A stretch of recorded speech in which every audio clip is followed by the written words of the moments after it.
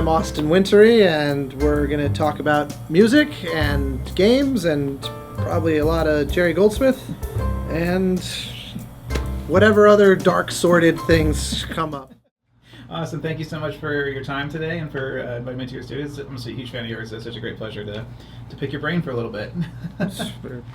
You're too kind. So I kind of want to start with your kind of background. Going back to growing up and everything, when did music sort of enter your life? And I guess what was the pivotal moment that you decided, okay, I'm going to go, this is going to be my career path and going towards kind of film, TV, game composition?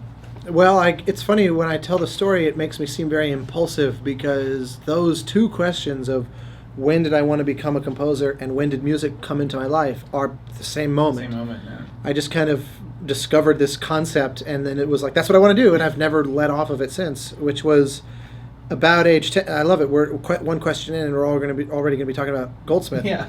Because when I was about 10, I realized I could figure out movie themes. I was big into movies and comics and games and typical stuff, I guess. And so I realized I could kind of plunk out themes like from Star Wars and Indiana Jones on the piano that we had that was just kind of gathering dust in the corner. And my parents said, "Do you want to try piano lessons?" They had no. This came out of the blue from their perspective. You know, since when do you know how to play piano? Were your parents into music at all? Not at all. My father had a lot of innate musicality, and his mother was a professional musician, violinist in the local orchestra in Arkansas, and full-time private teacher of piano and violin, and I think French horn even. And so there was a musical kind of lineage, but it had skipped a generation more or less, and then I was discovering a kind of disposition. So we get a piano teacher, big Irish guy who had in the 70s he actually lived in LA and was a ghostwriter on shows like The Streets of San Francisco and Barnaby Jones and things like that. But he had made his way back to Denver at some point many years ago and was a working pianist, played weddings and malls and jazz clubs, phenomenal jazz musician. Yeah. And so this guy shows up at our house and says, "What do you want to learn?" And I basically said, I don't really know, because I didn't listen to music at all at that point. I knew a few soundtracks, like Star Wars. I had the Star Wars LP. You were 10, right? So I was 10, yeah. That's kind of when I started discovering maybe one or two or three that you're not versed in it yet. But it was the movies. That's the thing. Yeah, exactly. I had a Star Wars soundtrack because of Star Wars. I could not have told you the name John Williams. Yeah, exactly. Even though I had ground this thing to dust. I had listened to that album so much. And it was one of those where I could listen to the album and like recite the dialogue alongside it. Same thing with the Jurassic Park was from me. It was 93, so I was 6, and my parents got it for me after I saw the movie, and it was my cassette player, and yeah. Same thing. Yep. Exact same. And so so I had a couple of token soundtracks, but I didn't I wouldn't have even known to identify that. Yeah. I really didn't listen to music at all. No bands, no classical albums, no jazz. So when this guy, Derry O'Leary, this piano teacher, says, "What do you want to learn?" I said, "I don't really know." So he says, "Well, let me show you my favorite music." And the next week he shows up with a stack of Goldsmith LPs of like Papillon, Patton, Boys from Brazil, and A Patch of Blue. And I, in one instant, basically said, first off, I don't know what I thought composing was, but the idea of writing this vivid, explosive, colorful, passionate kind of music was not on my radar of what a composer could be. Yeah. And then the fact that this was an actual job, this was a real career. This wasn't that one in a million go sit by the side of the river and wait for inspiration to strike and then become famous like Brahms, Yeah. This was an actual career. Because I was always kind of practical. I had a million careers I wanted to have even by that point. I wanted to be a writer, I wanted to be a paleontologist. I wanted to be a game designer. I actually studied programming. And so I liked the idea that having a dream that had actionable steps. Yeah. And the idea of discovering Goldsmith and then, of course, realizing, hey, I already have a couple of albums by this John Williams fellow. What's he done? Yeah. And then that led, to... like James Horner was huge for me around, because that was like the era of him doing score. Like a new James Horner score in theaters at that point was like Braveheart. Yeah. And I guess that was a few years later. But the point is, I very quickly fell in love, especially with the very traditional kind of your Williams and Goldsmiths and Horners and prior to that, Herman Franz Waxman is probably my all-time my favorite of the kind of prototype generation. Yeah. And John Barry, et cetera, et cetera. And so I became obsessed and said, from this point forward, that's what I want to do. And I made all of my life decisions essentially about aiming towards that. To pursue that, yeah. Yeah. So, like, for example, in high school, I kind of seemingly took over the school orchestra, and I learned orchestration without. I never made a mock-up until college. For example, I wrote music by hand and would conduct the school orchestra, and I had 4 years of hearing my stuff played by real people almost every day, and then conducting it in concert and learning the differences between the acoustics of a rehearsal room versus a stage and all that stuff, and just dumb luck. And I went to a school that's pretty big, 4,000 students, and so because the student population was so big, they had a pretty deep talent pool to draw from. So our top orchestra was like a college orchestra, almost, not quite. And I still have a few recordings, amazingly, from back then, of just crappy live, and they're students. It's not good sounding, but but you can hear the piece, and I learned a lot. I learned how to make very average students or decent above average students sound okay, which meant that professionals, it was always easy for me, and that's just luck. I don't attribute that to like talent or anything like that. To me, I was just lucky. Yeah, I was able to deal with the psychology of dealing with real players from my earliest memories, basically. Wow. So yeah, it was. I remember reading an interview with David Raxon where he talked about how when he first got started, he was like an assistant or something, and they had the staff orchestras back in those days, and he would just ask, like, on days where there's not much to do, could he go and put charts out in front of the orchestra? And he learned by just hearing stuff back from these people who otherwise had nothing to do. And I said, I managed to somehow have a kind of 20th century public school version of a similar thing, which is rare. And it's a big reason why I'm so passionate about our place in which we have crossed paths in the past, education through music, because the idea of kids not having surrounding themselves with music education growing up, my entire life is based on the fact that in public schools I was able to encounter a music education program that literally nothing about my life today would have been possible without. Right. And so when I realized that that's very uncommon, it blew my mind when I left home and moved out into the world that my experience was extremely rare. I didn't know that it was so uncommon for schools to have orchestras and bands and choirs and all that stuff. Yeah, now that's a big part of your life now. I mean, you're on the board of directors, and you guys put on this amazing gala every year and raise so much money for that cause. That's really fantastic for LA schools, and that's awesome because, even for students who don't go and become professional musicians, it's such a big part of education, I think. Yeah, to me it is not a luxury item. It's regarded as that. But you only need to look into the neuroscience of a developing brain and what music does for that, and for things like neuroplasticity.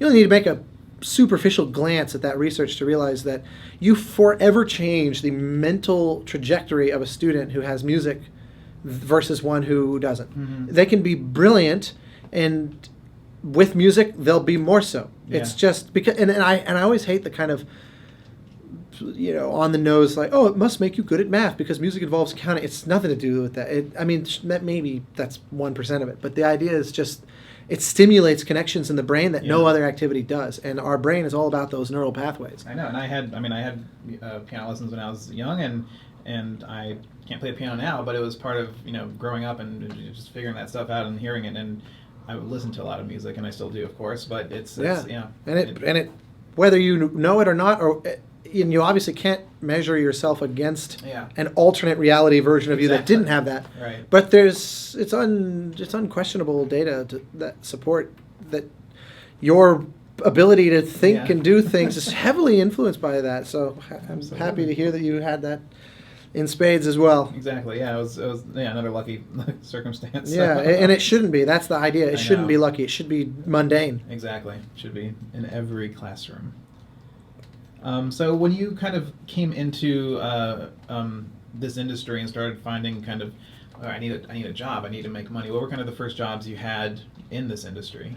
Well, because I had such an early obsession, my first jobs weren't about making money because they were student projects. Exactly, But a few student projects ended up being launching pads for my career, just by the luck of the draw. I mean, I did scored a lot of shorts, like thousands. I did. In fact, I go back every year to USC, where I got my degrees, I got my degree.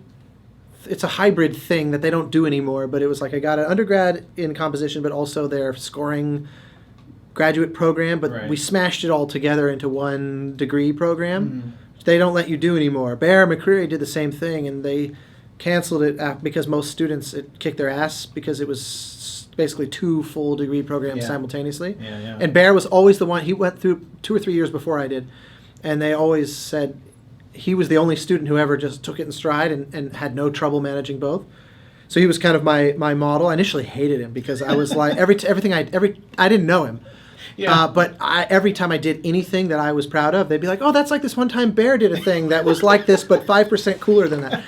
And and I realized later that they were complimenting me because they had such admiration for him, and he was in the middle of the season 2 or something of Battlestar Galactica, so he had kind of planted his flag, But anyway, so of course now I don't even remember. Oh, the student shorts. That when I go back to the SC program now or any other school, I always tell them that the biggest lesson I learned from that was an obvious one now to anyone looking at this industry is it's all about the investment in the relationships.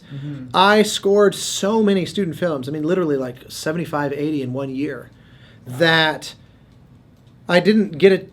It was not physically possible to get to know on a deep level anywhere near all those filmmakers. So a couple of those people went on and did cool stuff. And we never really worked together again because we barely knew each other, even though we were happy with the results of the collaboration. Now, I was lucky that there were a good number that I continued to work with, including one filmmaker where I did his AFI thesis short while I was at USC, and then that led to scoring his first feature film, which was while I was scoring his student film, he was in Jordan in the Middle East shooting his feature. Wow. And that film, that was called Captain Abu Raed, and it ended up being kind of my first noteworthy film for sure, but in a way my first noteworthy project. Well, I guess it was virtually simultaneous to my first game, which was Flow. So the two kind of hit, and Flow also started as a student project. That was a USC master's thesis in game design by Genova Chen in the inaugural year of that program. One of the first, maybe the first game design master's program in the world.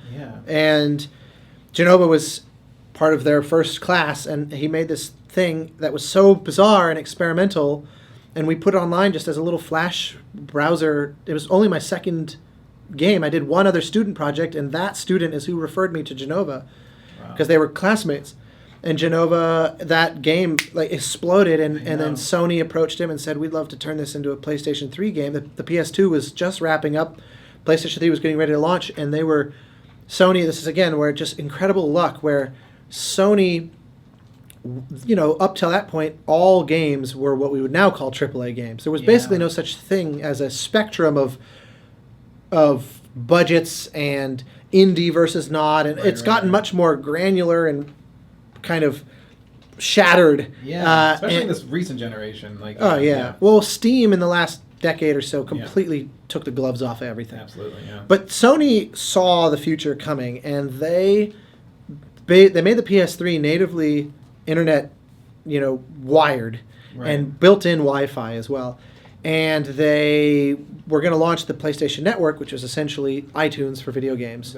And Steam was the only thing remotely... But Steam still in those days was still primarily a vehicle for Valve. The idea of indie developers self-publishing, or major developers even publishing, it wasn't a full retail entity quite yet.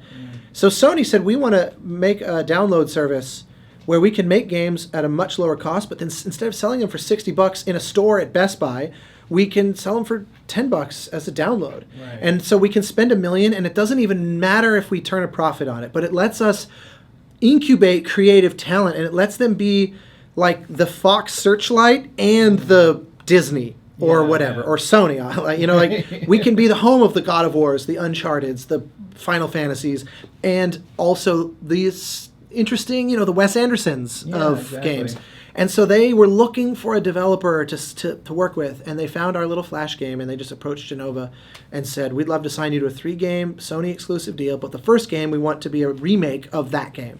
So I was still in school, in classes, like undergrad liberal arts kind of classes, and I'm by night scoring a real PlayStation game, and it ended up, you know, getting a bunch of awards and things, and it was just insane. I mean, the timing of that is, every part of that story is essential for that story to have happened. I mean, the PlayStation Network aspect of it and the Sony aspect of it was really, really lucky. So that was, my first few jobs almost instantly translated into real projects. I mean, that movie I mentioned, Captain Raed, I mean, Gabriel Yared offered to score that film for free, and he was busy working on what was his final Anthony Minghella collaboration, the Singing Ladies Detective Agency for HBO. And he was unable to do it within the schedule they had to do it. Otherwise, I would never have done that film either. Wow. And that film, you know, won Sundance and all these things. And we recorded in a truly surreal twist of fate in hindsight, you know, this foreign film in Arabic. We did the score at AFM at Warner Brothers. That's crazy. So it was all off of student projects for me initially.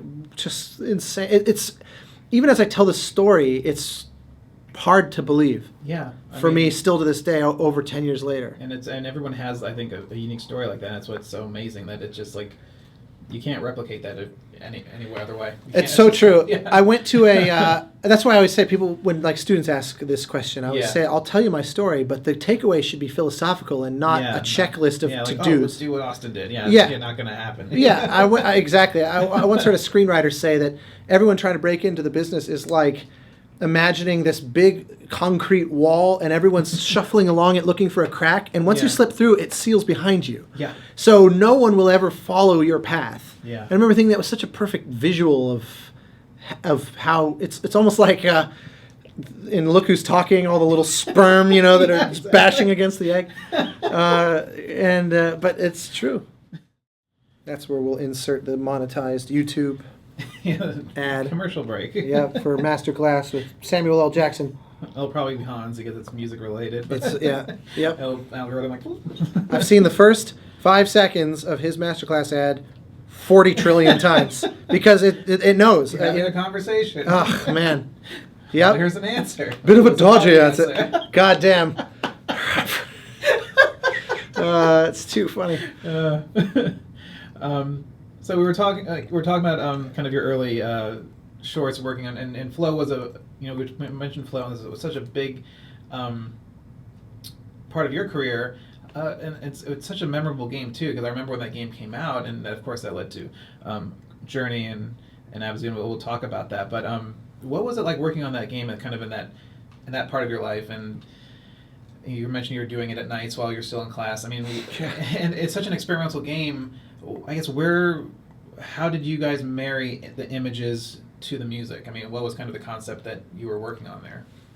Well, Flow was, it's interesting because I was so green that I didn't know to be intimidated by any of the kind of parameters of that situation.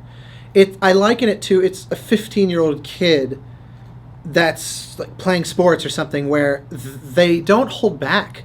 You perceive yourself to be invulnerable, and the body's pretty durable at that age. Exactly. So you are more invulnerable or closer to invulnerable than you'll probably ever be after that. Right. And so you can afford to put yourself kind of in front of the bullet pretty casually. Yeah. And it's kind of like, another way to think of it is like the Dunning-Kruger, you don't know what you don't know. Mm-hmm. And that in a way can empower you. And so with Flow is a completely electronic score, and it's deeply interactive, and those were both completely off of my experience my prior list of experiences up to that point. Yeah. Like I said, my heroes were guys where the album cover all said composed and conducted by, Exactly, yeah. I'm a big fan of Hans and Elfman and, guys that were more off of the beaten path from, like, John Williams, which would be your archetypal. Guys. Yeah, these guys came from the rock. Exactly. Yeah. But I definitely had and still have a pretty traditional orchestral sensibility. And so the idea of a completely electronic score was totally outside my wheelhouse, and also electronic to such a fine-grained degree. Yeah. But it was one of those where it was just, we just went down the rabbit hole of what it seemed like it needed. And also having the student version, which was the baby step approach to that, was the thing that kind of proved to be a valuable inroad, because what I did was pretty basic, because I had to be able to play in Flash. Yeah. Which is obviously not particularly robust, and especially in 2005, of what you could do. And so having not only the hardware of the PS3, but Sony's music department backing me up, Monty Mudd and Paul Fox, two extraordinary kind of music production guys. They have more specific titles than that, but they were very hands-on in making that project happen, where I would say, here's what I want the music to do, and they would actually go into, I think back then it was Scream, which is a program they don't use anymore, but the music scripting software that makes it behave the way it's supposed to. Because the other thing is that Flow has no sound design separate from its score. Exactly, it's all one thing. Right. It's the only time I've ever really done sound and score, because in my mind it's all score and there just basically is no sound, discrete sound, Foley kind of stuff. And so it wasn't really a matter of marrying the images to the music. They both were created together. It would be like Genova would say, here's a creature that I am interested in having in the game, and we want it to kind of feel a little silly or something. So I'd like write sound effects for its various interactions and start creating musical. It's an elaborate kind of looping system. What were you seeing at the time? Were you seeing any kind of just concept early clips, or were you just looking at art? Like, what were you writing to? Funny enough, I just came across it the other day. We had a design document that was literally just printed out of Word. Yeah. Initially, and then prototypes of the game, and but it all scales up. That's the thing. Music drafts were written at every step, so it's not like the film process of delineating into pre-production, production, post-production. And especially on a game like that, where the score is half the experience, because it's the entire audio. It was just a lot of wild experimentation and a lot of things not working, and just not knowing, not thinking about the fact that this is going to go out in front of millions of people. I mean, like I said, I was going to school still. My head was not thinking in so broad a sense, but it was like, it's just working with my friends that just now their office is at Sony in Santa Monica, but it's still just like the band, Kelly Santiago, our incredible producer in Genova, and this core group of the people of that game company, which of course many of whom I worked again with on Journey. It just felt like the band at rehearsal or something. Right. Very simple. So let's continue with that game company. So years later, we'll skip ahead a little bit, and when Journey came along, what changed, I guess, when that game started? I mean, it was a bit of a gap between Flow. It's 2 years, So did you feel more? I think something like that. I mean, were you a better composer at this point? Did you feel like? God, I hope so. So this is again a similar thing where this music is the core of everything. There's sound effects in this one, and I remember playing the game for the first time, and I think I played it literally all the way through. I think like 2.5, 3 hours, and I just I couldn't put it down. And it's such an emotional, visceral experience, and I wasn't expecting that, and it felt almost like a film narrative. It didn't feel... Oh, yeah, for sure. And its structure and pacing and 3-act structure, but definitely. So when you guys were kind of initially talking about that concept, what did the music, in those early discussions, what were kind of discussed? What does the music need to be for this game?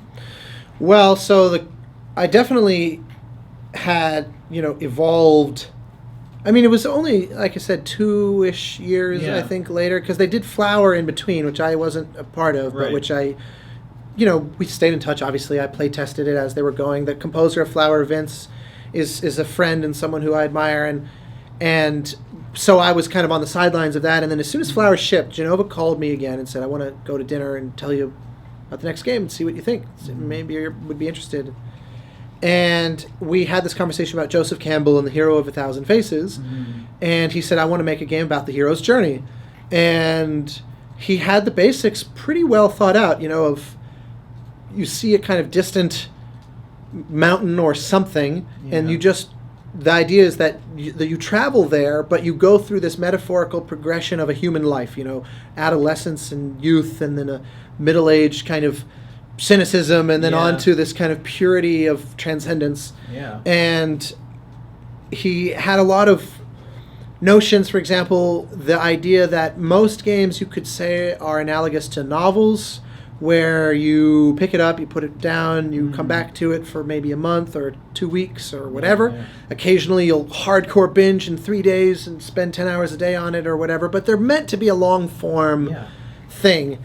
And he said, like a movie, but more analogous to reading a poem, Journey is supposed to be hyper-concentrated, sit down, one sitting, and so much so that if you pause and come back the next day, you'll probably actually lose a lot, because the momentum of that experience is not a trivial part of it. And in the same way that half of a Shakespeare, you read 7 lines of a Shakespeare sonnet and come back the next day, you're pretty much ruined it. Exactly. And so he rattled off these ideas of what the ambition of the game was, and the other huge ambition was he wanted to make a game that had this really emotional core in a multiplayer mechanic. And he said, I want a game where you can go online and meet a random stranger and walk away feeling like this person made my life better. Because all the online gaming at that point was World of Warcraft and Call of Counter-Strike and EverQuest, and games where sometimes players are very nice to each other, but it's basically like, I want to fuck you up. And absolutely make you know mercilessly that I beat you. A 10-year-old kid beating you. Yes, exactly. Well, exactly. And I'm 10 years younger than you. Exactly. And I have to go do my, homework now. Mom is calling, but I still kicked your ass. Exactly. Genova said, why should online gaming be like that? And so I remember he explained all this in almost an elevator pitch kind of way. And I said, at that point I was about 24. And I said, I've been a gamer. I was a gamer since my earliest memories. I was a gamer before I ever got into music. And so I had a long-running, lifelong passion for games, and I had reached just enough past my kind of childhood, basically, that I said to him, I've been waiting my whole life for someone to make that game, even though I would never have been able to say that until you've just described it. But I remember resonating so strongly, I thought, I'm past the chapter in my life where I'm all excited by, look how much more realistic those explosions look.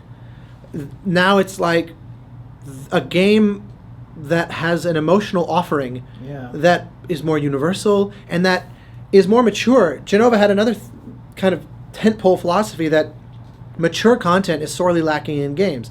The irony is we always say rated M for mature if it has a lot of like sex and drugs and tits, ass, and gore kind of thing.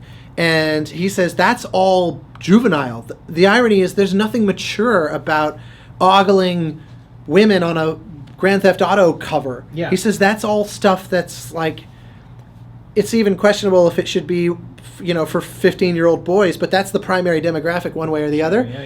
And he said, I want to make games that are actually mature the way that Hamlet is mature, or the way that Hemingway is mature, or J.D. Salinger. You read it when you're 20, and it raises a lot of questions. Probably you think, I don't know that I even understood that, and then you read it again at 30, and it means something completely different to you now, because it's like it somehow ages with you.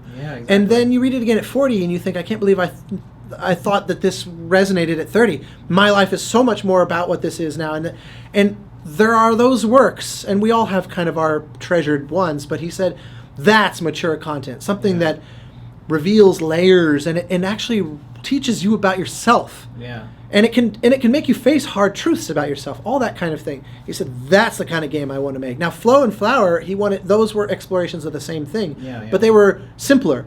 Journey, he was going that by channeling Joseph Campbell, he's able to get at something that's pretty universal to the human experience, because that's Joseph Campbell's MO. Yeah. And he explained all that, and I said, I have no idea if that's even possible in a game form. I have no idea even if you made that game, if an audience would embrace that game. But I want to work on you with that game. Right. And I literally walked to my car, and by the time I got to my car, I left myself a voicemail where I said, okay, solo cello, ba, ba, ba, ba, ba, ba, ba. And I called Tina Guo and I called Amy Tatum, two musicians I worked with from day one of my career. And I said, I need you to meet me at my studio in an hour and a half. The first hour was spent going from Santa Monica to Burbank, and then I wrote out quickly this theme. Yeah. They recorded it. I added some MIDI string orchestra behind the very end of the piece, a little 90-second, very simple thing. But I thought this is so much about the solo experience of walking through this terrain. It has to be built around solos, and cello just seems like it has to be. And I don't have a explanation. It just needed to be a singular voice. And then there was something about dialogue, the multiplayer thing. That's why I decided two solos, the bass flute that Amy played. And that piece, we later titled it Nascence, and it's the first track on the Journey album now, and it's 100% unchanged from like the voicemail I left myself driving away from that meeting. And I don't attribute, again, much like everything else, I don't attribute that to me. Genova hit me so hard with this concept that I thought, it's just suddenly vomiting out of me. It's one of those, just again, I felt so lucky, and I sent it, and they said, "Yeah, this feels like just Journey." Pure instinct that does that, or were you reflecting on? I felt this before. I've known this. I've known this feeling before. I wouldn't have said it consciously, but I think it was that idea of I've waited my whole life for this this game that I would want as a gamer.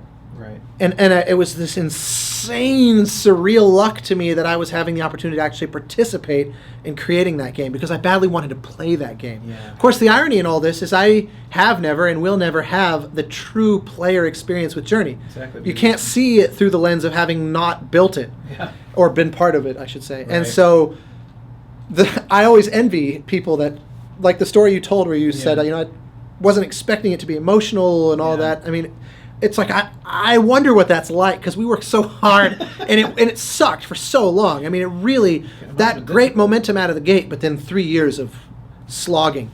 Yeah. And it struggled a lot, especially the very end. The end of the game and the tail end of the process was brutally difficult for everyone on the team. Wow. And so it's kind of a miracle that it even came off, frankly. Yeah, and I mean, when it was released, I mean, you saw the reviews coming in and like people's accounts totally and reflecting surreal on it, and it's just like it just resonated with so many people, and it's great because there is no dialogue. It's a universal experience. There's no language barrier. It's just music and images and all by design, very much. A game where gender, age, religion, any relative gamer experience. The kind of unofficial motto of TGC was, we want to make games for people that don't know yet that they love games. Yeah. Because they would say, think about movies, think about books. There's this weird notion of identifying as a gamer that all other media don't have. No one says, especially shyly, I'm a movie goer, a filmer, a cinemaphile. Yeah. People don't, a cinephile. People don't, it's just, what kind of movies do you like? Exactly. Do you go often or do you go rarely? But it's not this binary, I am or I'm not. And games are still pushing there, but TGC made it their mission to bring more people into the fold who previously would have thought games aren't for me, because all they see are the billboard ads for Call of Duty, and they think, if that's what games are, that's not for me. I mean, our producer Kelly, in the middle of working on Journey, got into a very famous sort of Twitter war with Roger Ebert, who was essentially being that voice, saying games will never be art because all they are Call of Duty explosions, which of course I would say, well, first off, why can't that be art? Exactly. But second, that's so reductive of what games can be. And you could hardly blame him, because that's the marketing machine of the big AAA studios. Oh, for sure. And I've talked to other game composers about that, as it's a, games have always been seen as this thing for kids, for, you grow up playing not games. Just kids, but like socially reclusive freaks. Yeah, that don't go out and don't go, Yeah. And it's this thing where, because people are like, oh, it's just shooting and all this stuff. But, I mean, I grew up playing, like, Medal of Honor and Resident Evil, and where these scores and games were, it was shooting and kind of horror stuff, but still there was a deeper level to it. And and it's a completely, and I think it's progressed a lot as to where games are seen as kind of an art form. I still feel like there's a separation between games and film and television in terms of storytelling. But yes, that's still in its infancy. Yeah. We're basically where movies were as they were approaching the late 30s, where the art form is starting to get really well understood technically. Yeah.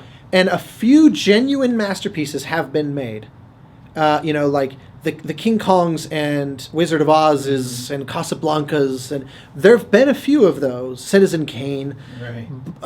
But the future, the Star Warses, the James Bonds, the all those things that completely changed the language of cinema. The David Lean movies and the things that pushed the boundaries of cinema and all those 50s, 60s, 70s.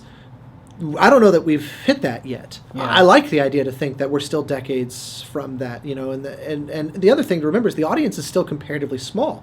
Fair, if you have a game that's considered a mega hit if it sells like 5 million units, 10 million units. Right. Assassin's Creed, the entire franchise has grossed over 100 million units across like 8 or 9 major releases. Yeah. 7 now sort of flagship titles and a few big large-scale DLCs.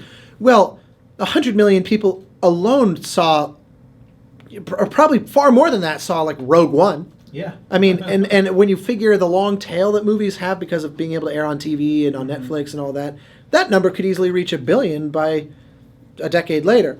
No game, maybe Mario or something, if you add every iteration across, Game Boy and everything that has ever existed, maybe you're talking a few 100 million people. Yeah. I'd be shocked if it was approaching 1 billion. And so even though games as an industry is making more money than film, its audience reach, cultural penetration kind of thing, is still entirely ahead of it, which I find immensely exciting, because it means we're still on the front lines of this. It's untapped, and there's so much more room for growth. And I'm sitting there playing something like Zelda and Breath of the Wild is beautiful. And how amazing is it that a single franchise, a game 30 years into a franchise, can be a game everyone's saying, well, this is the game of the year. Yeah, exactly. It's an amazing game. We'll stay on the line with that game company. And just recently, you guys did Abzû, which was another fantastic journey. And well, and FYI, Abzû is not actually that game company. Oh, that's right. It's called Giant Squid, and but you're not wrong to make that confusion, because Matt Nava was the art director on Flower and Journey, right. And he left and started his own company as the creative director called Giant Squid. And so between he and I, there's a DNA connectivity, right. And a kind of philosophical. Abzû is an obvious kind of third cousin or whatever to Journey. I mean, they're clearly in the same family of types of experiences. Right. But it is actually a totally different team beyond the leader. So when you guys started working on this experience, I mean, this is it's underwater. Again, it's kind of this obscure narrative. You're kind of discovering pieces of a story as you go along, and it's visually so vivid and immersive. And again, music, there's no dialogue. It's score again. So how was this experience, I guess, in terms of creating this musical world, different than what has come before? Like, where were you pulling out to the fact that it was underwater make a huge difference on what you were choosing for music? It's funny, I think the underwater thing did play subconsciously, because one of the first things that I thought about was the idea of a big, lush harp ensemble. My very first pitch to him was, what if the entire score is choir and only high, sort of top-heavy sopranos, altos, tenors, and tenor ones, and kind of a chamber choir, 20 people or so, and a solo oboe, and harps, 7 harps, and then kind of little wispy electronics that I would program myself. I said I like the idea of a completely non-orchestral score. As it developed, the orchestra kind of crept into the vocabulary of the score, but it still stuck very much to this idea of harps and voices and oboe. I wanted oboe to be, for Abzû, what the cello had been for Journey. And so the funny thing is, the obvious comparison for that is Bernard Herrmann's score Beneath the 12-Mile Reef, which features like a dozen harps. The funny thing is that never occurred to me while working on it, even though I had loved that score growing up. So I think it had figured into my subconscious, because in my mind the harps was about the fact that you can create this wash of movement that doesn't sound like strings holding or like a glom of sound, but it's more like the swarm of a beehive where billions of little clinks and plinks make a composite warm pillow. Very different than sustaining instruments like virtually the rest of the orchestra. Winds, brass, percussion, or not winds, brass, strings, all creating a continuous sound. It created a continuous sound through a bazillion little interactions. And I wasn't trying to literally say it feels like a big school of fish, but there's a natural compatibility there, and I just liked the big lush warmth of it. And the other thing was, Abzû, we had a nice budget to really produce it how we wanted to produce it, and so I was able to just charge straight ahead, knowing that that was going to be possible. And it just was about, once you come up with that basic palette, then the idea is, how do I develop this under its own principles and stop looking outward and just see where this takes me. And so once we had that, then it just kind of became its own experiment like any other project. And like many others, it was a solid 2-3 years of experiments. That's another thing, that game development takes so much longer, and it's just and it's such a continuous process where it's like, in a film you come in the last, when everything is done, and just like, here you go. Yeah, you've got 4 weeks and give us a masterpiece. And I've certainly done quite a few indie films and pretty accustomed to the 4 to 8 week turnaround. But it's funny how that doesn't faze me if someone's proposing a film, but then they say we have 2 months on a game, and I think, well, how is that even possible? And it's weird how I have to stop and remind myself that is totally possible. But, I think the shortest I've ever done a large-scale project on a game was like Assassin's Creed was 10 months or something. Wow. That was over 3 hours of score, but even still, you could do like 10 movies in 10 months, and which could end up being, or a season of television could be vastly more music. So it's weird how the brain, it's sort of like, I won't pay $1 for that app, but I'll pay $5 for this coffee. Right, exactly. Somehow 3 hours of music on a TV show over 10 months feels extremely luxurious, but 3 hours on a game feels like, really crank. It's totally bizarre how the brain doesn't do an apples to apples conversion there. Doesn't, the comparison's there. But mentioning Assassin's Creed Syndicate, which was, I loved it so much. I mean, I liked Black Flag, but Assassin's Creed was kind of old world London and open world game. How did that differ, I guess, composing for an open world game like that, where you have to create music for when the player is randomly going wherever, versus, and then you have the missions, then you have the cinematics. I mean, I guess, how do you structure your process on something like that? Well, it was hard because it was the first game I had done like that. I've done a few open world kind of things since then. The irony is people perceive Journey as open world, but it's very tightly linear. Yeah, it is. It's not even remotely open world. And Abzû was the same, but because it just has this broad landscape kind of feel, there's this perception. But it's always guiding you, Very, very much. AC obviously is actually open world, but the nice thing is, for me, I had been a fan of that franchise from the first game. So I went in knowing the basic bones of it really well. And I had a lot of grievances of how music had been handled in previous games. It always drove me nuts playing it, because one of the problems with open world games is the music tends to become very mechanistic, and it becomes about building systems that trigger scores as opposed to thinking as a storyteller, because the philosophy of an open world game is you, the player, are the storyteller. We're giving you the sandbox, the tool set, you go create your narrative. Well, other than Minecraft or kind of, No Man's Sky or a few others, even open world games are still very narrative. And Assassin's Creed has very much a storyline. Yeah, a very strong one. So I said totally. And it's actually kind of a complicated sort of sci-fi story that people and so I said to them, when they hired me, I said, with all due respect, I have a list of things that I haven't liked about the previous games, and I would love if we could try to do it a different way. And I just going to keep saying this over and over again, it was really lucky. The audio director that I worked with, Lydia, at Ubisoft in Quebec, was one of the best collaborators I've ever had in my career, because not only was she totally open to any of those kind of implementation strategies I was interested in, and ways to really try to pour the music like wax down into the cracks of the score of the game, she also was completely fearless about any musical choices that I wanted to make. I mean, she said, you are not beholden to any prior AC. You are not beholden to anything. I want you to just create and do what seems right. And I'll give you feedback if I think it's not working. And other than, I think, the very first kind of prototype combat cue that I wrote, I basically got no notes on the entire score. Wow. 3 hours of music of almost entirely all version 1s. And then when they weren't, it was because I was not satisfied, and I went back and rewrote it on my own. And that's insane. I couldn't believe how lucky I was. And so, to answer specifically what you're saying, though, on that one, what I pitched was the open world systems need to still be tied to the narrative. So, for example, you get into a fight randomly on a street corner. Yeah, punch a gangster. Yeah. And I said, we can develop a whole elaborate system for how this music behaves. Yeah.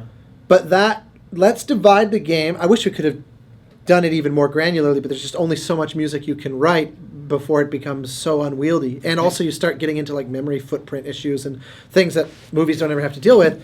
But I said, let's divide the game into a 3-act structure. And so I get into a street brawl right here in front of Buckingham Palace, and I've only completed the first mission of the game.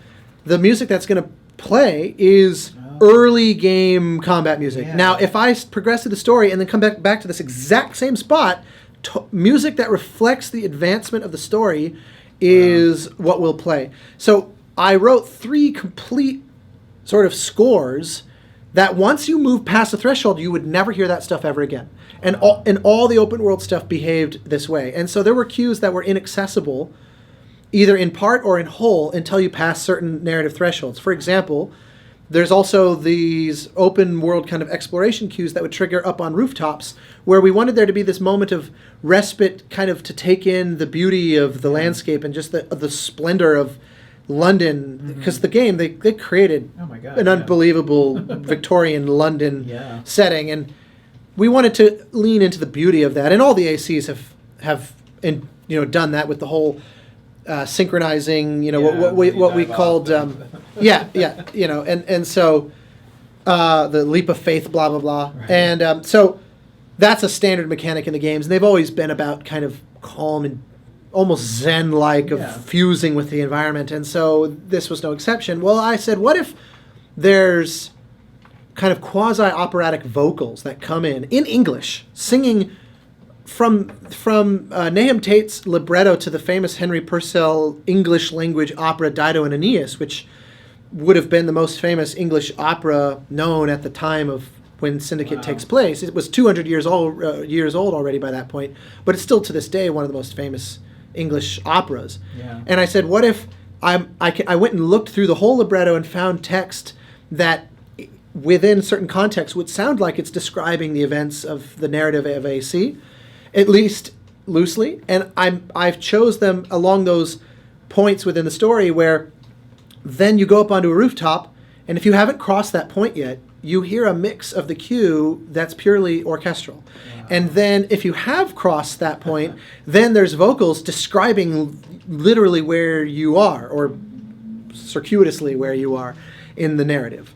And like it's almost singing directly at, it's almost like a Greek chorus that's practically singing right at you, at the player. And again, I thought they're never going to go for this. It's too weird. Games always want ethereal kind of oohs and ahs because it's not intrusive and it's lovely. And then I said, what if we had like a Greek chorus basically? And one of a million times that I thought they would say, oh, hell no. And they went for it. And so building systems like that where it's very aware of where you are in the narrative. Now, there are a few exceptions. And there's also a million things I wish I could change and fix and add more music still. But yeah, it was a huge challenge. And again, I was very lucky to work with a music supervisor on that project, or music editor, who was so spectacular at scripting this stuff because I'm so anal about the transitions feeling like music. Because you watch a movie and the scene. Think of like the Raiders of the Lost Ark, River Phoenix. Last Crusade, River Phoenix horse ride on the back of the circus train and all that. The scene ends as he's arriving at home, yelling, "Dad, Dad!" And he's got the Cross of Coronado, and you see Sean Connery read it in Latin and all that. The Williams cue beautifully comes in for a landing and glides to a stop as the scene ends. Yeah. Well, so often in games, the software that is driving the parameters that are ultimately responsible for driving the music triggers the all stop, and some horrible transition just yanks you out, or even worse, it just stops. Yeah, I know exactly what you're talking about, yeah. Like, it's not music. Yeah. Or it just fades. That's even worse to me, is when you hear just kind of da-da-da-da-da. Yeah, you walk away from the danger and it just fades away. Oh, it's awful. And so I said, and so I'm always obsessively, and I don't think we've made the perfect game score yet that really just feels like it's actively being composed while you're playing. Yeah. That's my dream. There have been a lot. Every year it's better. Every year we get closer and closer as an industry, and there have been a lot of really good scores pushing that boundary. But to me, it's in the end, the perfect game score is going to be some combination of procedurally generated music and probably AI real-time composed music in tandem with the composer's work and pre-recorded elements, because that will let you be fully nimble, and that will be really exciting, but it's still a little ways off. And then you scare people when you say that with the AI. Luddites. Embrace it, man. Go see Hidden Figures. Who's the hero of Hidden Figures? It's Octavia Spencer saying, let's learn how to program these IBMs. That's what composers need to be. If the future of composing is writing algorithms, so be it. We're still expressing ourselves. Exactly. Wow. Because I think it's impossible to. The game moves as the player moves. It has to adapt in real time. Absolutely. So for sure. You did two other really great games that I love: the Banner Saga and the Banner Saga 2, which is thanks. Kind of RPG, very stylistic. I love those games. Yeah, so creating those worlds, that's a completely different world. When you kind of see these, like whether if you see the concept art for the first time, where's the sound of that world come from? That one was unique because they financed the game through Kickstarter, the first one. Yeah. And I had no experience with anything like that. And Journey had been out for a couple months, and I just get this cold call from these guys in Texas. They had all been BioWare developers working on Star Wars The Old Republic. Before that, Knights of the Old Republic. And they were just like, look, they were, middle tier folks. They had real responsibilities, were doing high level contributions to the game, but they weren't the creative director or something. Yeah. And they were feeling restless. We have ideas of our own. We want to make, our own games, and I think also, especially in the case of the artist, he had done 10 years of concept art for Star Wars games and was like, believe it or not, it's possible to get sick of working on Star Wars. We would all think that's impossible, but he said, I've just reached my cap on this stuff. And so they quit their jobs, and these three guys, and formed a company called Stoic Studio. And they were really interested in a few basic things. They were interested in turn-based strategy as opposed to real-time strategy, and hearkening back to really basic but deep systems like chess or checkers, and especially non-random roll kind of, like chess has no random dice component to it, right? Mm-hmm. It's all about seeing what you've got and trying to make the best strategy. And it's remarkably deep. People have been playing chess for thousands of years, and there's still no like it's not a completed science where there's just nowhere for innovation anymore. Right. And so they were very intrigued by that. And also Viking mythology was something that they felt, there's a lot of high fantasy, Lord of the Rings, Game of Thrones kind of stuff, but they said Viking mythology has a very different kind of tenor to it. And they were interested in exploring that. And also fantasy outside of dragons and magic and things like that, and getting it a little bit more personal. And then the art direction of this Ivan Earl inspired hand-drawn 60s Disney gorgeous, thing. Yeah. Oh, man. And so they very pitchable because of that. Yeah. And so they were saying, well, look, if we pool our savings, we can maybe go a year and make a simple little indie game and put it out there and see what happens. And a friend of theirs said, do you know about Kickstarter? Kickstarter was still pretty new, and it wasn't really being used to finance games so much. And when it was like $10,000 to make my student game come to life, sort of thing. Right. And even then, there were no things that were famous, really. The game that blew the doors open was Double Fine's Broken Age, which was just at the time called Double Fine Adventure. Tim Schafer wanted to go back to the old days of LucasArts of making games like Grim Fandango and The Dig and Full Throttle, and he used Kickstarter to do it, and he got it was like 50,000 backers or something, and they raised a few $1 million. And that set this Kickstarter gold rush off. And the Banner Saga had already set up their campaign, and it was all queued up, ready to go. And then this thing happened with Double Fine, and they were ready to hit the red button, basically. And so it's just another one of these stories of incredible luck, great right place, right time. Because 3 guys that you've never heard of pitching a new IP in a genre that's not totally mainstream. Turn-based strategy meets RPG. That's not a genre that's, got tens of thousands of titles in it. I mean, a real-time strategy is much more mainstream within the world of strategy games. Right, yeah. The closest comparisons they had were Final Fantasy Tactics, Fire Emblem, and like XCOM. Mm. And so they put this thing out there, and within 24 hours, they hit like $300,000 against a $100,000 ask. And they suddenly realized we can broaden the team to be other than just ourselves. So they had all just played Journey and just cold called me and said, "Do you want to score our game? And you can do whatever you want. It's yours to score. We just want you to do whatever you think's best." And so their Kickstarter was still going. So I said, "What if we tried to raise even more money to do this score right?" Yeah.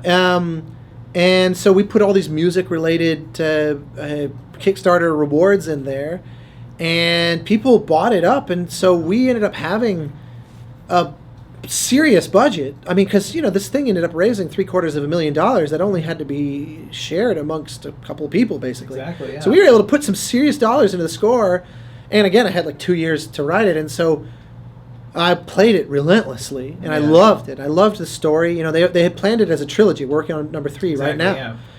And they told me the whole story of all 3 games in our first meeting, and I got so excited. And it was the first time I'd ever started a score where I knew that, at least if all goes well, there will be sequels, and that there are themes I can be thinking about that won't actually really matter yet, but will matter later. And it was really exciting. I'd never had an opportunity like that. And the other thing that was weird about it was, as I was writing the score, I started off just kind of generally orchestral. I tried a few really novel, weird experiments of some heavily electronic stuff, but it just wasn't quite feeling right. And so started playing around with orchestral palettes, and I realized I'm not really using the strings. There was one cue where I had these high violins holding, but otherwise it was all like brass chorales. Mm-hmm. And I thought, I'm all about creating these weird Kobayashi Maru compositional situations where I take a lot of stuff off the table, and then I have to try to get really creative with what I've got. And that's clearly inspired by those stories of people like Herman and Goldsmith scoring the Twilight Zone with like 6 instruments, where they say, okay, how about a timpani and 5 piccolos? Right. And you think, okay, what can I do with that? And it turns out a lot if you're willing to embrace that challenge. Yeah. And so I had been doing that, and especially in the films that I'd been scoring, which were so low budget. Like I did a movie called Grace, where it was all the sounds of processed horseflies and then 8 contrabass clarinets at Abbey Road. And that's pretty much the whole score. And I was terrified because I thought, how could I possibly get a whole score out of this? But then you end up you have to. That's all you've left yourself. Yeah. And so I'm a big fan of that. Abzû was no different. 7 harps, oboe, choir. Yeah. What can I do? And so this one I said, what if I take the strings completely off the table and I hire a real, like a college wind ensemble, and we get, a lot of horns and trombones. And because the other thing was, this is a sad story. These games are about the end of the world, where you can't save the world. The idea is, how can I face the end with dignity?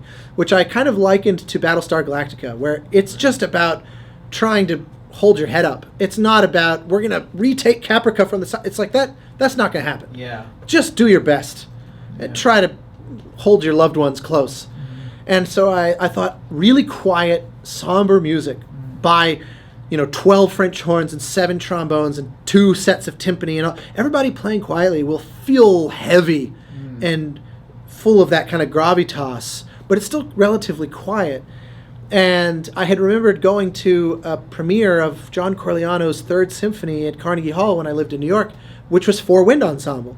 And the conductor and commissioner was this guy, Jerry Junkin, and that piece had changed my life. I'd never been so affected by a piece of music ever in my life as by Corigliano. It's called Circus Maximus. Required study for all composers. And it was for enormous wind ensemble. It was like 25 trumpets, and the thing was gigantic. 60, 70 piece group, but no strings. So you take the 30 or 40 loudest people and double them. and it was all antiphonal, all around the audience, like 20 trumpets literally in a circle around you and all that stuff. It's very theatrical. And so I called this conductor, Jerry Junkin, in Texas, and I said, I want to work with you on this game. I want to work with your wind ensemble. And he said, well, we can use the UT, wind ensemble in UT Austin, which is who commissioned that Corigliano piece. But he said, I also conduct the #1 professional wind ensemble basically in the world, the Dallas Winds. What if we worked with them and recorded in the Dallas, the Meyerson Symphony Center, where the Dallas Symphony and the Dallas Winds play? So I said, I love that challenge, not a scoring stage. Yeah. And also, they're not wired for clicks or anything like that. Wow. So it's like, okay, we're just going to go in full steam. And this ensemble had never recorded a score of any kind. They'd only done albums. Now, Grammy-nominated albums, they were serious musicians. Yeah. But our world, totally foreign to them. So it's just like, let's just own that. So did that with them, and it was an unbelievably great experience, and then duplicated that with the Colorado Symphony on Banner Saga 2. Same thing. Dismissed the strings and kind of turned the Colorado Symphony into the Colorado Symphony Wind Ensemble. And it was incredible, and planning to do it again on the third one, and it was so much fun. It sounds so creatively rewarding too. It's just like, it was great. And the other part of it also that was so fun was featuring a few soloists, where, because it had been crowdfunded, I thought the internet gave birth to this game. So what if the internet is also part of the core of the music? And so I went on YouTube and found a bunch of these YouTuber musicians that do like the multi-camera, multi-tracking stuff. And I kind of found a few that I thought were really extraordinary. Maluka, who's from Mexico, who had done this Skyrim cover that blew me away. A guy, Peter Hollins, who lives up in Oregon, and he's like a machine. I mean, his YouTube channel is one of the best that there is for this kind of thing. And then there was a violinist who had done a Journey cover right around this time that was unbelievable. It was one of the best Journey covers anyone's ever done. Wow. And I'm very lucky to say there's quite a few of those. But hers shot this elaborate music video, and her name's Taylor Davis. And so I said, the one string will be Taylor Davis's violin, and then the singer Peter and the singer Maluka, and that will be kind of the soloistic nucleus of the score, and then we'll flank them by this giant wind ensemble. And for Banner Saga 2, I built on that. The 3 of them came back, but then I had also found, again on YouTube, this Icelandic band called Arstýðr, where they were singing a hymn in a train station, and the video had gone viral, and I just cold called them and said, you want to sing on my score? Because they can do, it's a band that, I liken, they're like Icelandic Kansas. They sound like a 60s organic kind of rock group, but in that acoustic kind of way that's just phenomenal. Great musicians. They all play strings and guitar, and the production is so good. And they can sing like 4 and 5 part harmony, no problem. And so I said, what if you guys sang on this? And so I wrote all this stuff for them on Banner Saga 2 that was just so much fun. I mean, it really... So I'm still trying to figure out what the third one, who I'm going to add now again. To expand it, yeah, I got a few ideas that are some ambitious goals, but it's. I feel I'm going to be crushed when the third one theoretically will be done, and I've loved having this franchise in my life the last 5 years. I mean, it's just so special. Absolutely. So speaking of Banner Saga, you did make some headlines, with the AFM and that whole thing that kind of came up because of that, and you stood your ground and you fought for what was right, and since then, I mean, looking certainly what I believed in and what I believe was right. Right. And I remain always open to the idea of dissenting opinions on that subject, and I have many musician friends that I cherish here in the LA community who did disagree with me on my feelings on that, and I have no issue with that, just for what it's worth. Because I appreciate you phrasing it as standing up for what's right, but I don't want to be so monolithic as to say it was that black and white. It felt that way for me, right? And I have a hard time. I really want to see the other perspective on it, but I am open that there is one. Right. Anyway, I just had to throw that in there. So, just has anything in your point of view, has anything progressed in situations like that, in the industry, in terms of business and being conducted in that way? And well, I mean, in the last week, Gary Scheinman conducted and even live streamed an AFM score from Fox. That and earlier, I think probably last year, but I can't remember exactly when, a composer friend of mine, Gordy Hab, did Halo Wars 2 at Fox with AFM orchestra. And both of those 2 years ago, I would have said never going to happen. So very recently, I can say it seems like there may be a corner turning there. The main improvement, though, there's two threads to that discussion. There's how we treat fellow human beings, and what the AFM should regard its job is, which is, if their job is protecting work opportunities for musicians, shutting out entire industries is a very suspicious way to achieve that goal.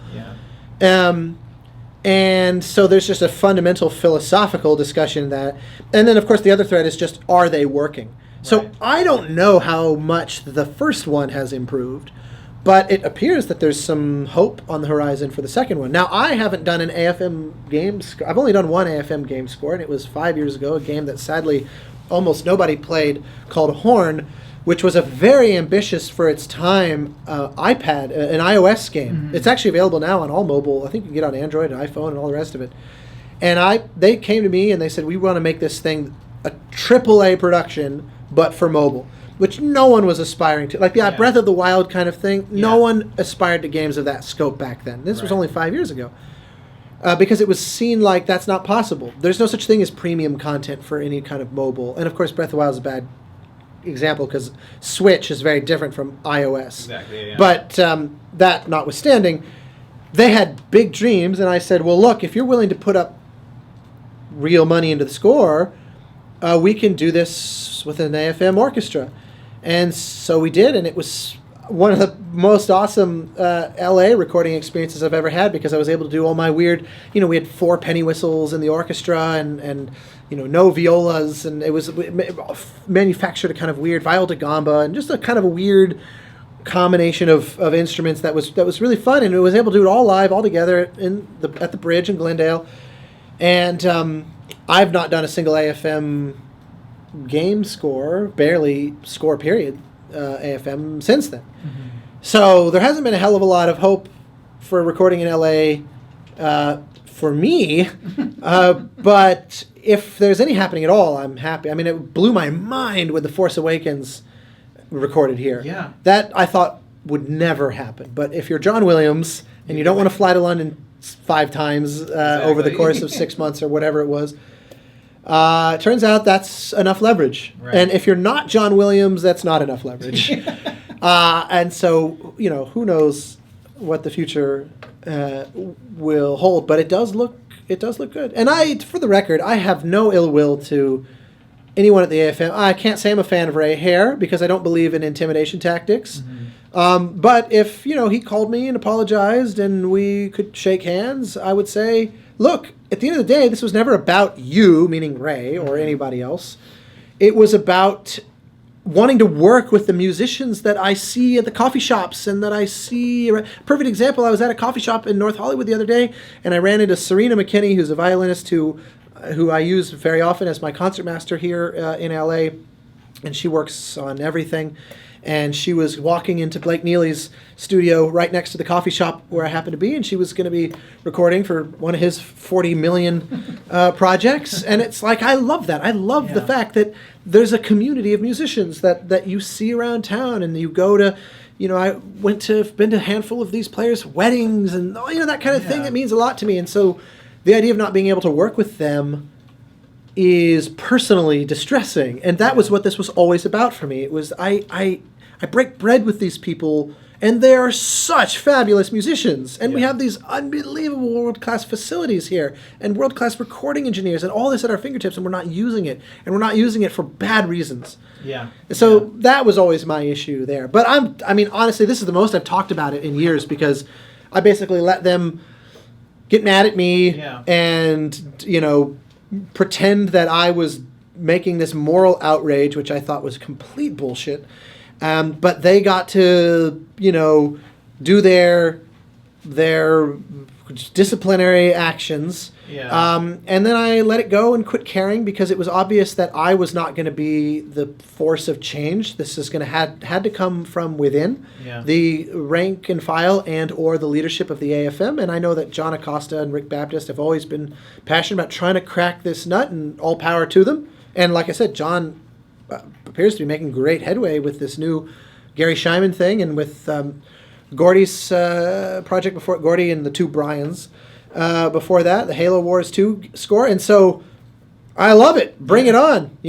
I'll be the first to sign up for it. So there's no resentment or anything like that. And like I said, it's a subject I became bored with for a while, because it just was one of those things that I said, it either pisses me off or it bores me.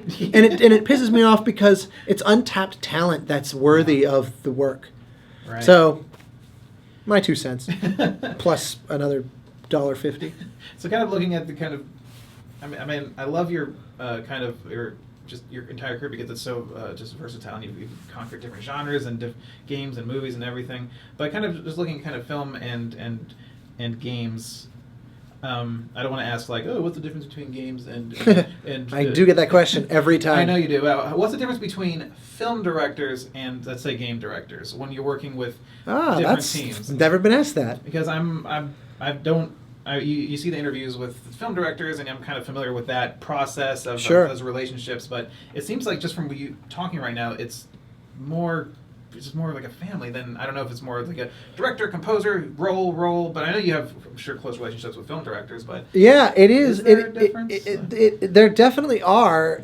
Well, it's interesting. There's a broader spectrum in games of that kind of role, because, for example, on Assassin's Creed, the scope of that is so large that there are a few at the very top kind of senior game directors, but that's sort of a few people that are collaborating, where one is in charge of the narrative, one is in charge of the world building, one's in charge of the systems, that kind of thing.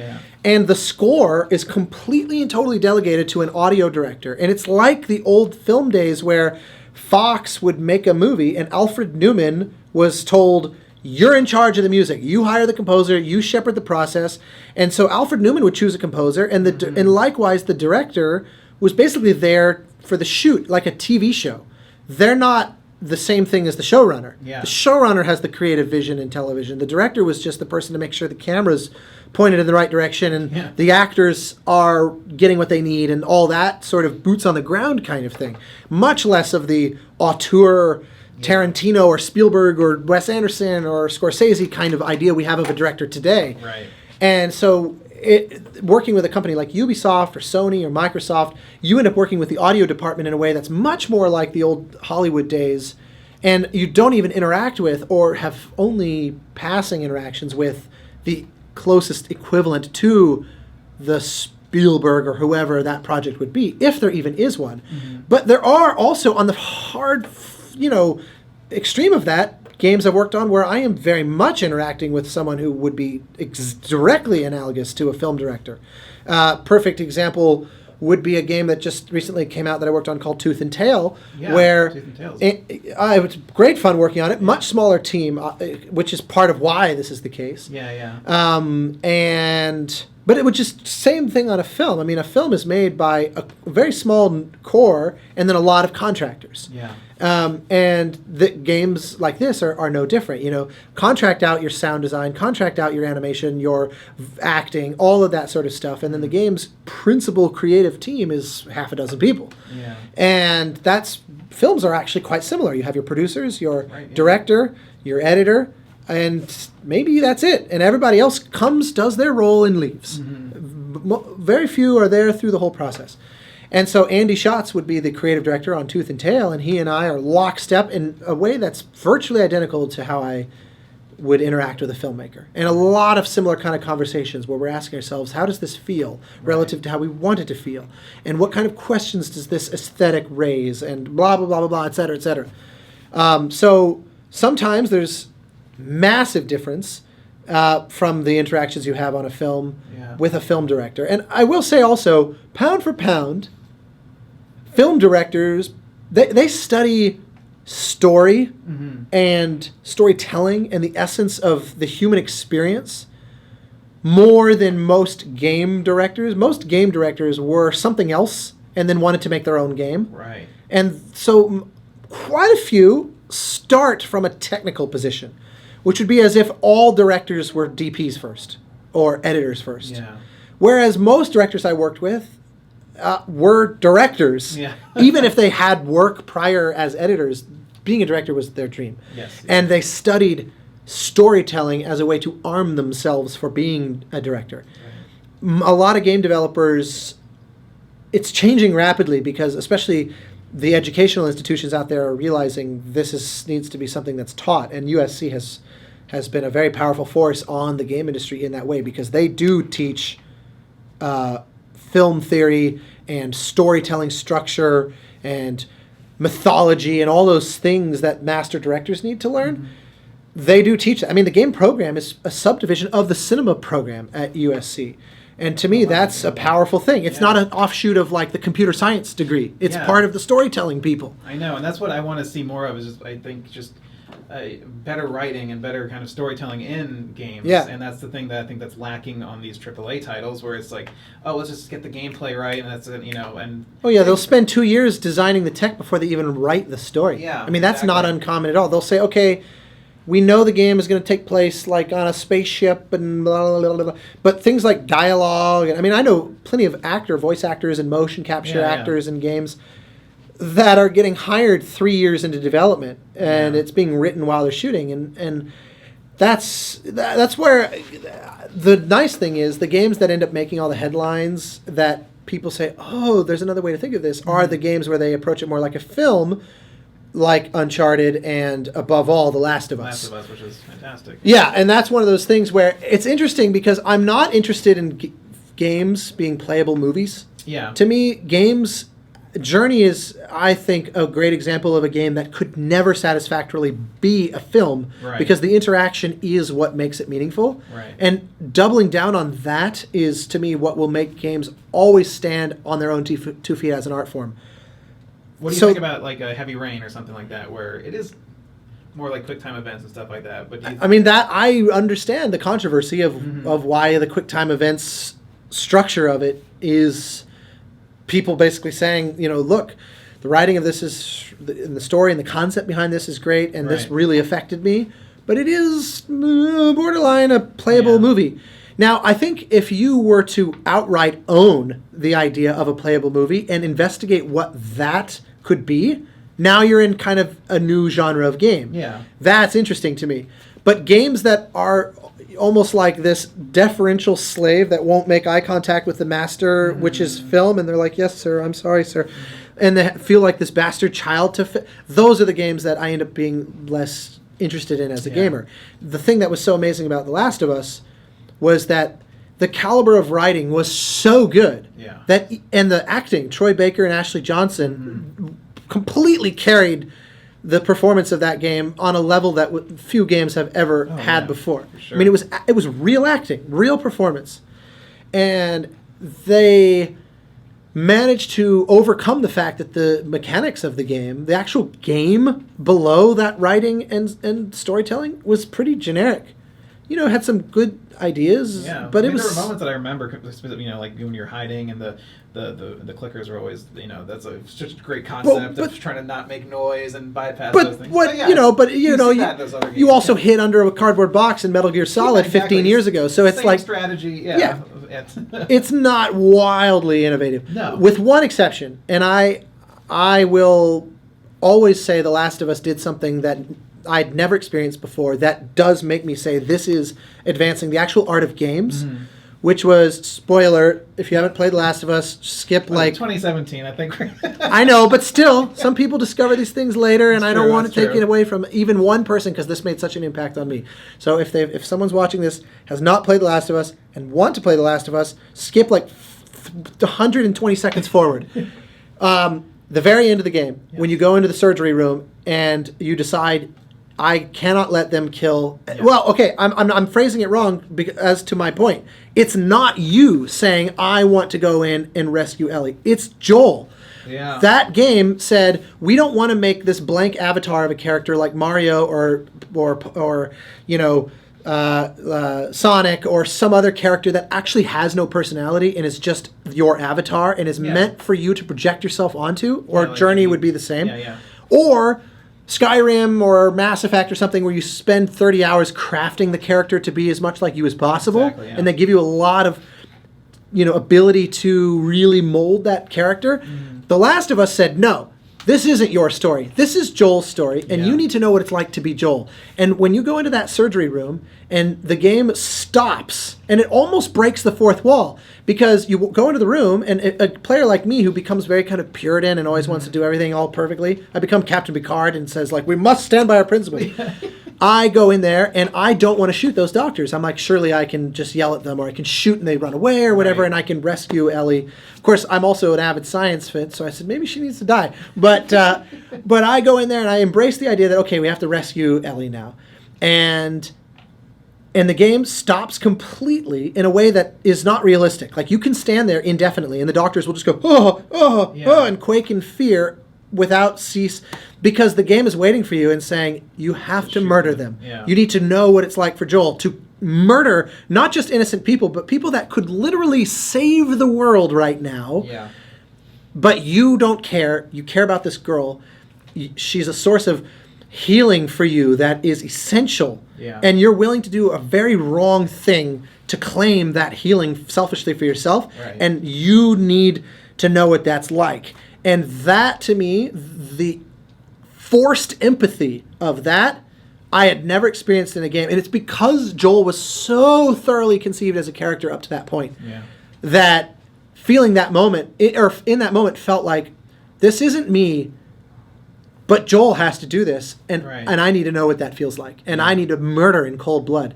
And that, I have never felt that way from a game before or since, where I really kind of became someone else for a split second. And it was, and it's the ending. I mean, and then he lies. The lump in your throat. Oh my God! And then it just cuts to black. I can't wait for the sequel, man. I'm dying. I'm dying. And Gustavo's score was like, it's just so perfect. Like I mean, it's true. This post-apocalyptic, like, Western take on it, but it's just so sparse and just like a candle about to that little Ron Rocco. You don't need more than that. It's true, and it's funny because I'm not the biggest fan of his music. I like the vibe of it, but I was really crushed when Memoirs of a Geisha didn't win the Oscar over Brokeback Mountain. Oh no, for sure. No, it's just, but I mean, I admire his. He has a thing that he does that only he does, and I always admire that. Like John Bryan or somebody, where you think that person has really mastered an approach and an aesthetic that's uniquely theirs. But The Last of Us, I was like, okay, this makes me a Gustavo fan. It was just they found his talents and kind of molded it too. I mean, it was just. I remember we were working on Journey, and the sound designer Steve Johnson was simultaneously sound designing The Last of Us, and it was not announced.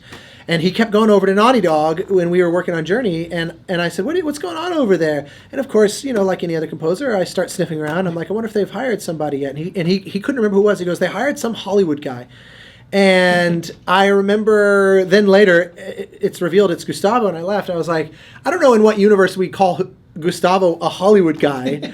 But I respected the fact that Neil Druckmann, he really cast a composer specifically for that role, and I thought he chose very well. Yeah. That's a game that people ask all the time, if you could score any game that you didn't score, what would it be? And it's always a weird question for me because I think, okay, The Last of Us is for sure one of my favorite games of all time. You don't want to... But it would take away from it if I took out Gustavo's music. Or my favorite example is Gary Scheinman's score to Bioshock. Bioshock is to me another high mark of games. Yeah. But Gary's score is interwoven for that. If I scored it, I would actually be removing something integral. Yeah. So why would I want that as much as... Well, I ask that question too every now and then, and it's more of I think the concept of the question is like, what kind of playground would you want to play in? Like, Oh, sure. Yeah. Not like, get that score out of here. Of course. So to kind of wrap things up, I usually like to ask composers this one question, and I know James Lipton questions. Yes, when you meet God at the exactly. The best one of those ever was Seth MacFarlane. He goes, if you could have any job other than what you're... And I said, it's going to be something with music. And he goes, I want to be an orchestral composer. And I was like, yes, I knew it. Love that. He is the biggest film music fan. That's why I love Seth MacFarlane. He is the best. Which is Joel McNeely, he's talked about... Debney, giving Joel and Debney a full orchestra every week on Orville, and Bruce Broughton did the main titles, and no mock-ups. Yeah. I mean, it's like... Just on Family Guy every week with Walter and Ron. It's just like... It's amazing. It's just like... It is. that guy, the best story I heard about him was from Joel on A Million Ways to Die in the West, where he wanted Joel to write a proper end credit, no music editing, a proper end credit suite. Yeah. Just let your imagination run wild. So Joel took the themes and made a big end and then later they went and watched the end credits, and it was moving too fast, the scroll. And so they said, we got to slow it down. And it added like 40 seconds or something. And Joel said, we can... just music edit something to cover that. And Seth said, no, lengthen the piece by 40 seconds. And Seth, out of his own pocket, did another single AFM 3-hour session for 40 more seconds. Wow. Just because he wanted the end credits to be right and done with the full... Like, I love this man. He is a force for good in our industry. For sure. It's not his industry, but by proxy, he is a powerful force for good for all the rest of us. It's great when you see creative directors and executives pushing other, art form, other people behind the scenes like that. When the new Cosmos with Neil deGrasse Tyson aired, I remember, Seth MacFarlane is responsible for that coming into being. And I remember seeing on his Twitter the night of the premiere, it was like 13 million people watched this. Primetime slot on Fox, a non-narrative show about science. Yeah. And Seth MacFarlane's tweet then was, be jealous, I'm drinking tonight with Alan Silvestri. And I was like, God, I love him. It's so good. And he performed with John at the Bowl. That was good. That was amazing. Moments like that actually make me really emotional because that he was such a nerd growing up. And to just imagine the idea, it's like J.J. Abrams and Giacchino taking on Star Trek and Star Wars and thinking 30 years ago and 40 years ago, those things are what made them want to do it. And now they're the driving force of it. And I love seeing that manifestation of childhood passion. But with Seth MacFarlane singing with John Williams at the Bowl, that was special. That really was. I recorded that and I still just watch it every now and then. I'm like, this is just great. The idea of the idea of mutual admiration with John Williams, because Seth MacFarlane is an unbelievable singer. Yeah, amazing. I mean, that guy could go toe to toe with Dean Martin or Frank Sinatra. And he releases these solo albums and they're fantastic. He has a Christmas album and he just had a new one recently. And I think he's done 4 now. Yeah, his sister does it too. She's incredible. Yeah. Yeah, I love it. I have no idea what you were going to ask, but I love that we talked for 5 minutes about Seth MacFarlane. Well, the question was going to be, the actual question was going to be, I know we talked about this, different projects, and every project had a different kind of genesis point and everything, but in your process, typically, where does the first note come from? Where? Hell if I know. You don't know? Is it not even explainable? I mean, sometimes it just shows up. I just hear it. Yeah. But then other times I grind for a week and I hate everything. One of my most remember the Fred Karlin Goldsmith documentary that came out in 1993 or so. There's an interview with him where he's talking about his score to Medicine Man, and he said he wrote theme after theme after theme after theme after theme after theme, and nothing was right. And then he went back and just kind of went playing through all those themes at one point, and he played back the very first one again, and he realized that was it. Yeah. But he couldn't see it until he'd gone through all these rejects first. Right. I remember I heard that story when I was like 13 years old. That was really empowering to me because I thought the process is actually what matters. Mm-hmm. And sometimes the process is lightning in a bottle. Sure. But sometimes the process is going in a giant circle. Sometimes it's getting lost in the woods and then finding something deep down in the woods or down the rabbit hole kind of thing. And the other thing for me is I try to make the process itself something that changes every time so that I don't have the same starting position. Yeah. You know, like I don't like, for example, to use improvisation as a generator of material because you end up developing muscle memory in your fingers and it's going to all be the same at some point. So you don't just tinker at the piano, try to find something. No, I try to be more conscientious if I can. And I also, Chris Young had really great advice when I was a student that we basically said, get away from your instruments because at least if we're talking about thematic, melodic material. He said, be able to sing it. Because we are fundamentally, human beings are melodic instruments. We are monophonic creators of sound, unless you're a Mongolian throat singer. And so the ability to sing through a melody and then remember it is a really powerful way to know you're onto something potentially. And I never had that as my process before. And so often I will just think and go take a walk. All the people who live in the houses behind my studio must think I'm a homeless guy that lives near here because I walk in front of their house every day, sometimes several times a day, where I'll come up with an idea and then I'll think, I don't know if that's it. So I'll just go and walk and I'll get back and before I open my thing, before I open my sequence again, I'll say, can I sing this back? Yeah. And if I can't, then I know automatically I need to come up with a new one. And et cetera, et cetera. And I write things by hand. You know, I've got my little sketch pads everywhere. And sometimes I go driving and just, turn on my cell phone and I'll sing continuously for 15 minutes. Like, okay, start, ba, ba, ba, ba, ba. No. It shouldn't descend. It should, and I'll just talk to myself and leave these messages that I need to have. You know, like people think that you should have software that automatically deletes your browser history when you die. My folder that has all these horrible voicemail memos for sure should be deleted if I ever die because no force on earth would ever compel me to make any of that public because it's the most raw guts of my creative process that there could be. But it is a way to get there. So the answer is I have no idea. I can't explain. It's actually gotten me interested in things like determinism and neuroscience because I never feel like I can attribute to myself the music. It's like once there's an idea, it just suddenly seems like there it is. Yeah. And you think I don't know where it's just suddenly there. It's suddenly there.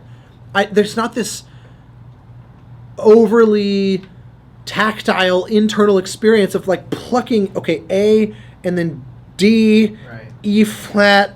It just is either there or it's not. Right. And sometimes it shows up gradually, and sometimes it shows up very angstily, very full in a very anguish-ridden or anguish-filled kind of way.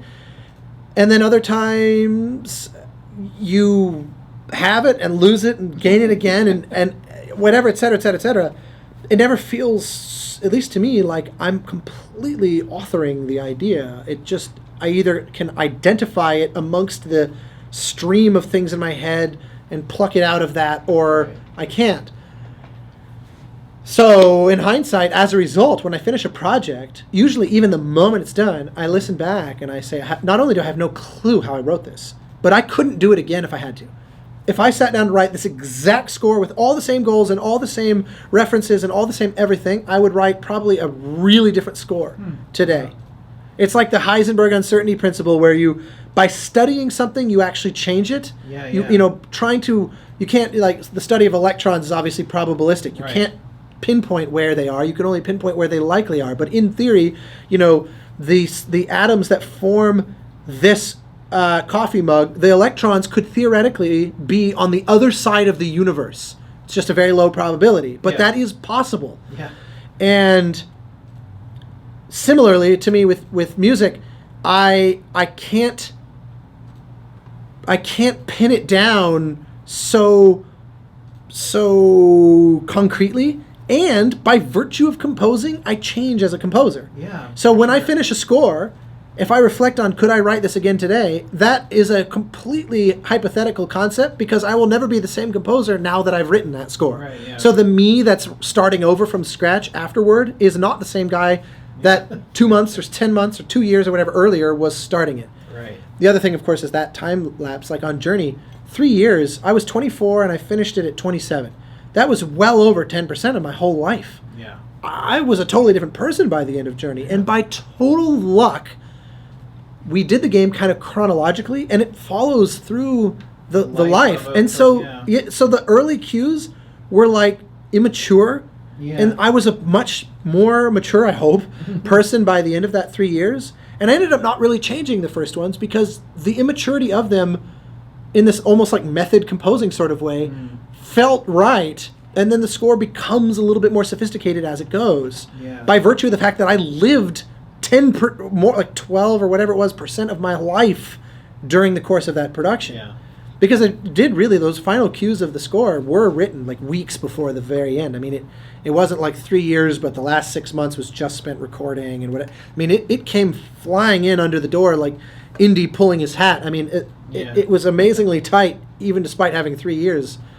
And you change. Yeah. You're not the same guy. I mean, I lost loved ones, and I learned an enormous about myself and what mattered to me as a composer, and in my friendships, and fundamentally a different human being by the time I reached the end. Wow. Well, whatever the process is, it's fantastic, because your music is always just a really powerful part of my life, just listening as a listener. So well, you're too kind. It means a lot. My goal is usually just to not be the glaringly terrible contribution. Like if the animation's good, the art is good, the acting is good, I don't want there to be this one thing that everyone goes, yeah, but the score.